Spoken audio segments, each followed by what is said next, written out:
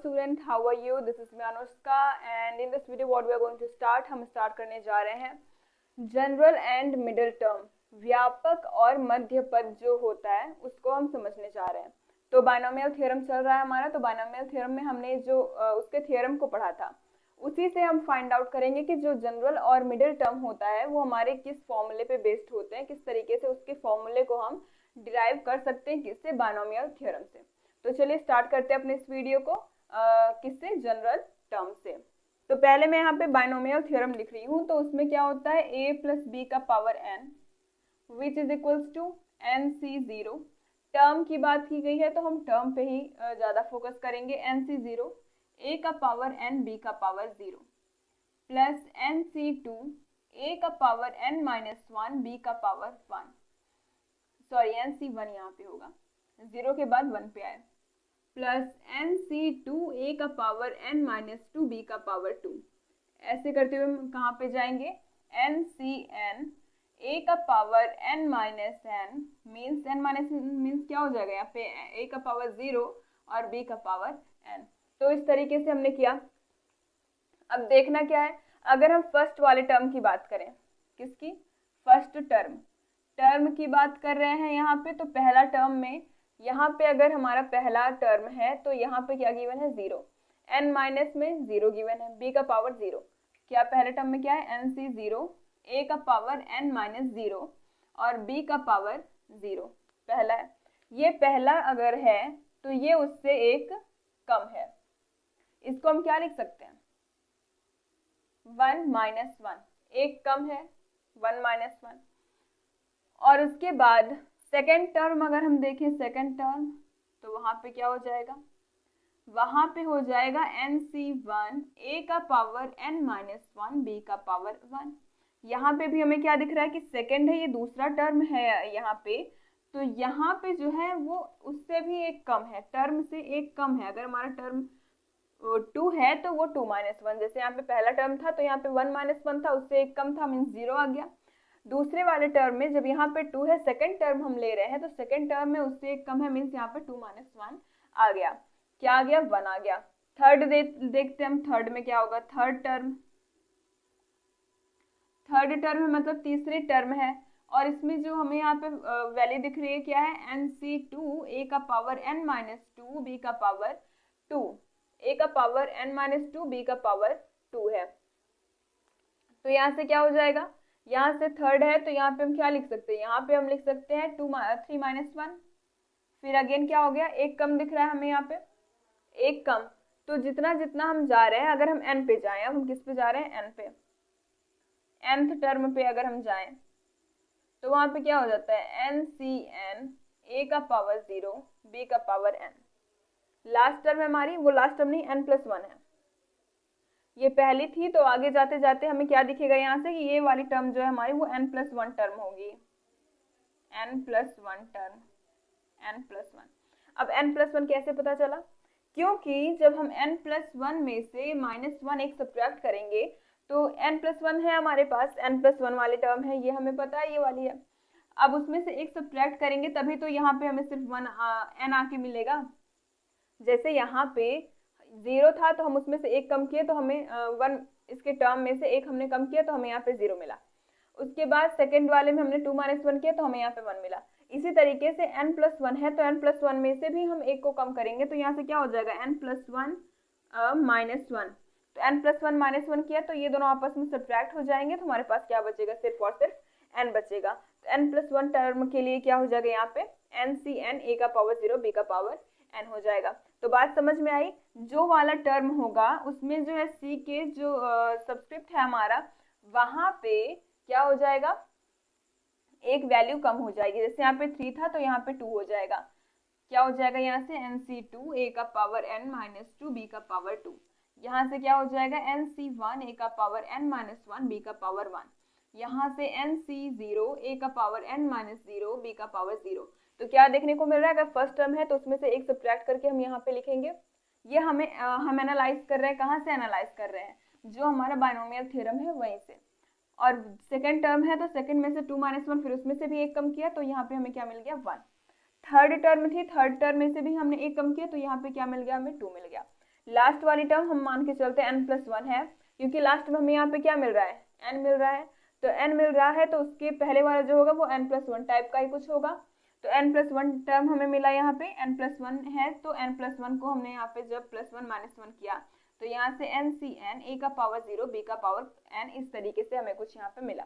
तो हमें एनालाइज करने पे क्या देखने को मिल रहा है कि जितनी भी टर्म है उससे एक कम हमें यहाँ c के सबस्क्रिप्ट में देखने को मिल रहा है। तो अगर हम r+1 टर्म के लिए देखें, r+1 टर्म, तो n+1 को ही हम r+1 मान के चलते हैं। अगर हम देखते हैं r+1 वाले टर्म के लिए, r+1 वाले टर्म के लिए अगर हम देखेंगे तो NC r+1 होगा, लेकिन उसमें से एक को सब्ट्रैक्ट करेंगे तो r+1 -1 हो जाएगा और a का पावर में n-r हो जाएगा और b का पावर r हो जाएगा, n-r और b का पावर r हो जाएगा। तो इसी r+1 को हम क्या बोलते हैं, जनरल टर्म बोलते हैं, व्यापक पद बोलते हैं। इसको रिप्रेजेंट किस तरीके से करते हैं, देखिए इसको रिप्रेजेंट करते हैं हम tr+1 से, किससे, tr+1 से। और इसकी जो वैल्यू हमें एनालाइज करने के बाद इस पूरे को मिलेगी वो क्या मिलेगी, वो मिलेगी NCr, r+1 -1 होगी, लेकिन +1 -1 करेंगे तो यहाँ से क्या आ जाएगा, NCr a का पावर n-r और b का पावर r मिलेगा। तो NCr a का पावर n-r और b का पावर r, ये बताता है हमें क्या, ये बताता है हमारा जनरल टर्म। ये पूरा किसे रिप्रेजेंट करता है, ये रिप्रेजेंट करता है हमारा जनरल टर्म। जनरल टर्म व्यापक पद को यही रिप्रेजेंट करता है। बहुत ही सिंपल सी डेफिनेशन है इसकी, डेफिनेशन क्या बोलेंगे, बहुत ही सिंपल सी इसका फॉर्मुलेशन है यहाँ पे, tr+1 is equal to NCr a का पावर n-r और b का पावर r। तो ये हम कहीं अलग से तो लेके आए नहीं इसको, हमने सिर्फ एनालाइज किया इस पूरे थ्योरम को और हमने देखा कि जब पहला टर्म था तो यहाँ पे उससे एक कम होकर 0 आया, दूसरे वाले टर्म में ये हमारा फर्स्ट टर्म, ये है हमारा सेकंड टर्म, ये है थर्ड टर्म और यहाँ पे n है तो ये है n+1 टर्म, क्योंकि n+1 में से एक सब्ट्रैक्ट करेंगे तभी हमें यहाँ पे n मिलेगा। तो जब यहाँ पे 1 था तो उससे एक कम हमें यहाँ पे 0 मिला, यहाँ पे सेकंड था तो उससे एक कम हमें यहाँ पे 1 मिला, थर्ड में उससे एक कम यहाँ पे 2 मिला, n था तो n+1 था तो उससे एक कम हमें यहाँ पे n मिला। इसी को एनालाइज करके हमने यहाँ पे क्या देखा कि tr+1 जो है इज इक्वल टू किसके होगा, NCr a का पावर n-r और b का पावर r, इसके इक्वल हमारा जनरल टर्म आएगा। अब इस जनरल टर्म के बारे में देखा, अब इस पे बेसिक क्वेश्चन को भी हम देख लेते हैं। अब हम लेते हैं कि एग्जाम्पल, जैसे 2x + 3 का पावर 6, ये है हमारे पास, हमसे बोल दिया गया कि इसका आप जनरल टर्म फाइंड आउट करिए, जनरल। अभी इसमें ये नहीं बोला गया कि आप 17 कहाँ से होंगे, खैर अभी इसमें नहीं बोला गया कि आप सेकंड नंबर, थर्ड नंबर, इस तरीके से कुछ बोला नहीं गया इसमें सीधा सीधा बस यही बोला गया कि आप जनरल टर्म को फाइंड करिए। तो पहले हम फॉर्मूला रखेंगे, फॉर्मूला क्या होता है, tr+1 which is equals to NCr a का पावर n-r और b का पावर r। अब कंपेयर करेंगे, ये इज इक्वल्स टू किसके होता है, a+b के होता है। यहाँ से n की वैल्यू हमें क्या दिख रही है, n इज इक्वल्स टू हमें दिख रहा है 6, a की वैल्यू क्या दिख रही है, a इज इक्वल्स टू दिख रहा है 2x, b की वैल्यू क्या दिख रही है, b इज इक्वल्स टू दिख रहा है हमें 3।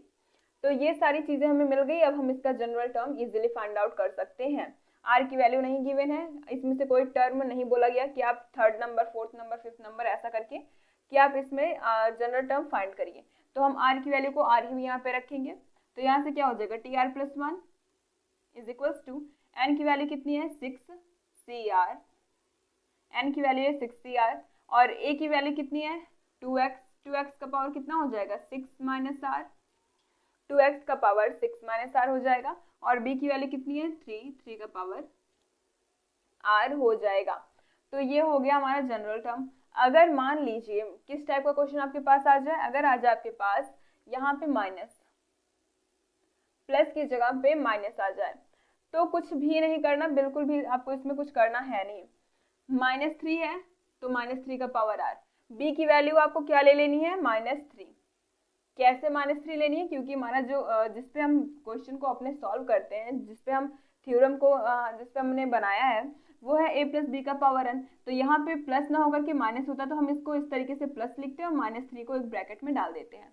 तो यहाँ से कंपेयर करने पे हमें b की वैल्यू -3 मिलेगी, तो यहाँ पे भी हम -3 को पुट कर देंगे। तो इसका जो सॉल्यूशन होगा वो क्या हो जाएगा, 6r 2x का पावर 6 माइनस r, और -3 को हम क्या लिख सकते हैं, -1 का पावर r और 3 का पावर r। तो ये हो जाएगा हमारा अगेन जनरल सॉल्यूशन।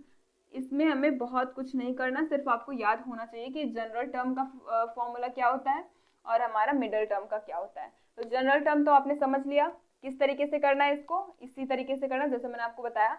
माइनस में गिवन है तो क्या करना है, माइनस को उसके साथ में लेके चलना है आपको, और आगे चल के -1 को अलग कर देना और 3 को अलग कर देना, जो भी आपको उसके साथ कोएफिशिएंट गिवन होगा उसको अलग कर देना है।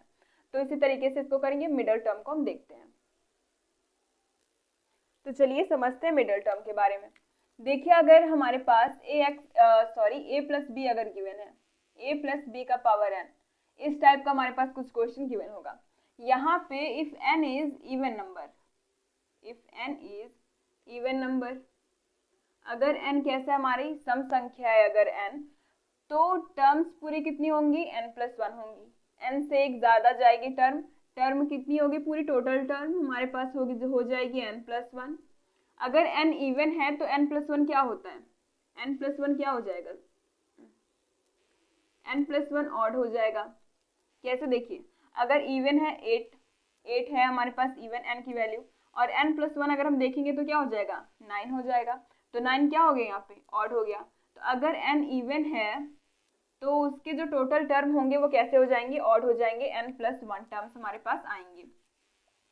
और ऑड जब हो जाएंगे तो उसमें मिडल टर्म हमारा सिर्फ एक ही मिलेगा, मिडल टर्म सिर्फ एक ही मिलेगा, और वो क्या हो जाएगा, वो हो जाएगा हमारा n+1+1/2, या फिर अगर आप इसको ऐड कर दें तो ये क्या हो जाएगा, n/2+1। ये मिलेंगे हमारे क्या, मिडल टर्म।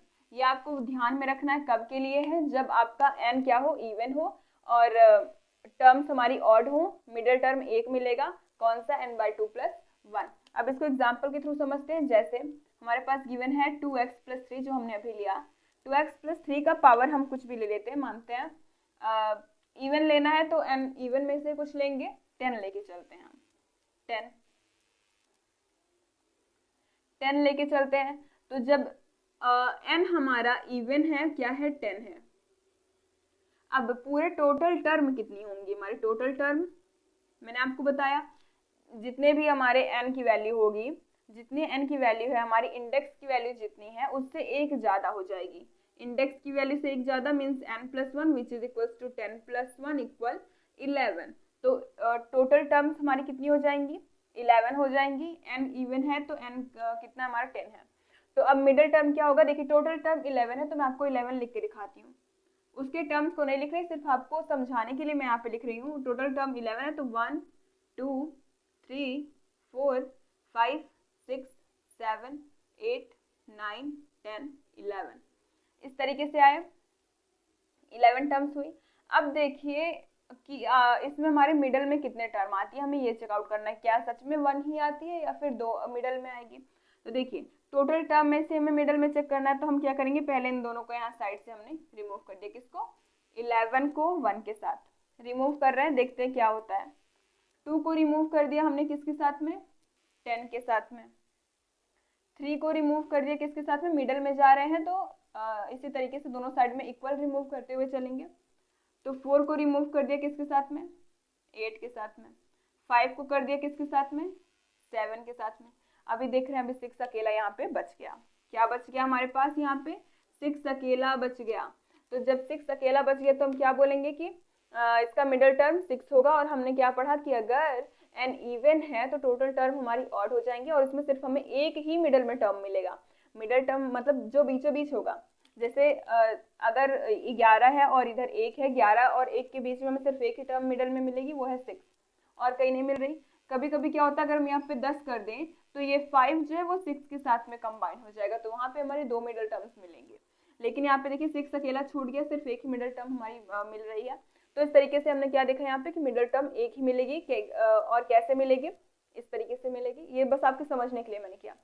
तो यहाँ पे जो हमने मिडल टर्म टोटल टर्म हमने लिया 11। अब इसका फॉर्मूले में यूज करके हम देखेंगे कैसे हमें 6 यहाँ पे मिलता भी है या कुछ और मिल जाता है। तो चलिए इस वाले में रखते हैं, इस वाले में रखे चाहे उस वाले में रखे, बात एक ही है। तो इस वाले में रखते हैं, n की वैल्यू कितनी है, 10 है, तो फॉर्मूला है हमारा n/2 + 1। n की वैल्यू 10 है तो 10 को पुट करेंगे तो 10/2 + 1, तो ये हो जाएगा 2 5 × 10, 5 + 1 विच इज इक्वल्स टू 6। तो 5 + 1 इक्वल हो गया 6 के, और हमें मिडल में क्या मिला था, 6 मिला था कि नहीं 6, तो मिडल में 6 मिला और हमारी मिडल की टर्म भी क्या हो जाएगी 6। और कितना मिला, सिर्फ एक ही मिला, ऐसा नहीं है कि 6 और 7 दोनों मिडल में हो, ऐसा कुछ मिला नहीं, सिर्फ एक ही मिला।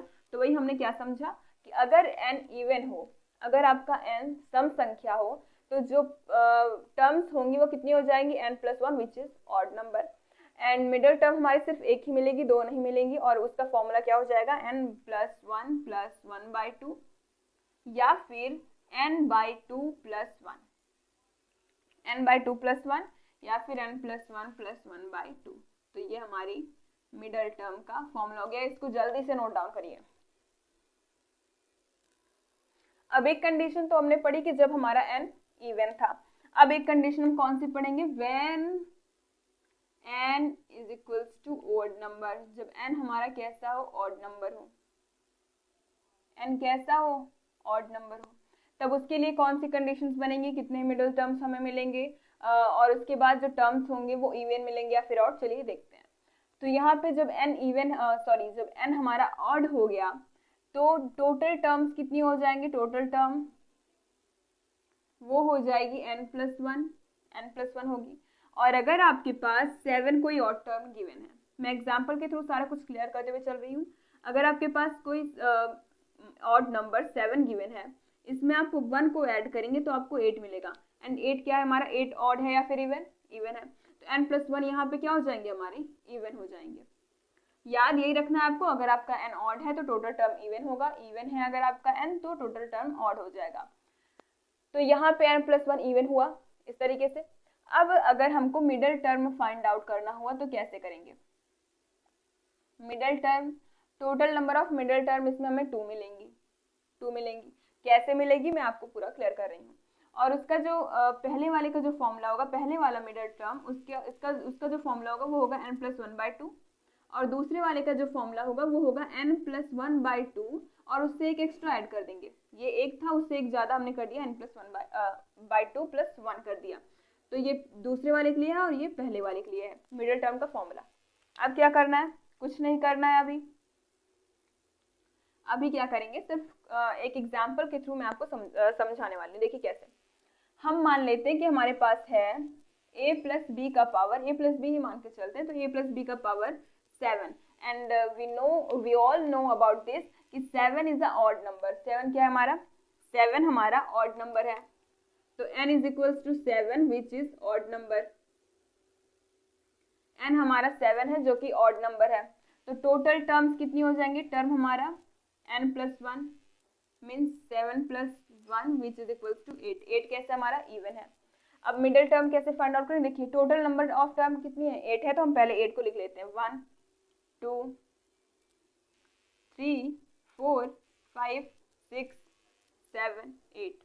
टोटल नंबर ऑफ टर्म्स हमारे पास 8 हैं। टर्म्स की बात कर रहे हैं, एन की बात, इंडेक्स की बात नहीं कर रहे हैं हम, टर्म की बात। टोटल नंबर ऑफ टर्म हमारे पास कितनी हो जाएंगी, 8 होंगी अगर एन की वैल्यू 7 है तो। अब देखिए अब क्या करते हैं, कंबाइन दोनों तरफ इक्वली हम डिवाइड करेंगे, देखते हैं मिडल में क्या मिलता है। तो यहाँ से 1 को लिया और यहाँ से 8 को रिमूव कर दिया, 2 को लिया यहाँ से 7 को लेके रिमूव कर दिया, 3 को लिया यहाँ से और यहाँ से 6 को रिमूव कर दिया। देखिए इक्वली कर रहे हैं, इधर भी 3 हो गए, इधर भी 3 हो गए। अभी क्या कर रहे हैं, इधर 4 किया हमने और इधर 5। तो अभी मिडिल में क्या मिले, मिडिल में ऐसा तो है नहीं कि कुछ इधर बीच में अकेला कुछ यहाँ पे छूट रहा हो, यहाँ पे कुछ नहीं छूट रहा, हमें यहाँ पे 2 टर्म्स मिल रही, एक 4 का एक 5 का। तो यहाँ से आपको क्लियर हो गया होगा कि किस तरीके से इवन जब हमारे पास टर्म्स हो जाती हैं, टर्म की बात कर रही हूँ, इंडेक्स की बात नहीं कर रही, एन की बात नहीं कर रही हूँ। जब टर्म्स हमारी इवन हो जाती है तो इवन में हमारे 2 मिडिल टर्म्स मिलते हैं, और पहले वाले का फॉर्मूला होता है n+1/2 और दूसरे वाले का होता है n+1/2 + 1। किस तरीके से, देखिए पहला वाला अगर हमें निकालना हुआ, n की वैल्यू क्या गिवन है 7, और इसका तो कुछ लेना देना है नहीं। तो पहले वाले के लिए क्या करेंगे, पहले वाले के लिए हम करेंगे n+1/2। तो 7 + 1/2 हो जाएगा 7 + 1/2 विच इज 8/2 इक्वल 4। तो हमने क्या देखा, मिडिल में एक पहला वाला टर्म हमारा क्या आया, 4 आया। उसके बाद सेकेंड टर्म हम कैसे फाइंड आउट करेंगे, सेकेंड टर्म ये हो जाएगा n+1/2 + 1। तो ये n की वैल्यू कितनी है हमारे पास, 7 + 1/2 + 1।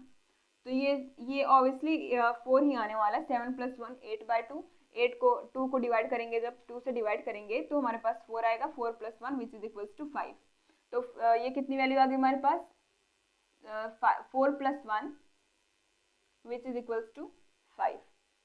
तो यहाँ पे दो टर्म्स मिली, मैंने आपको पहले बताया था, एक हमें मिलेगी 4 और दूसरी मिलेगी 5। तो 4 के लिए जो फॉर्मूला होगा पहले वाले के लिए वो n+1/2 हो जाएगा।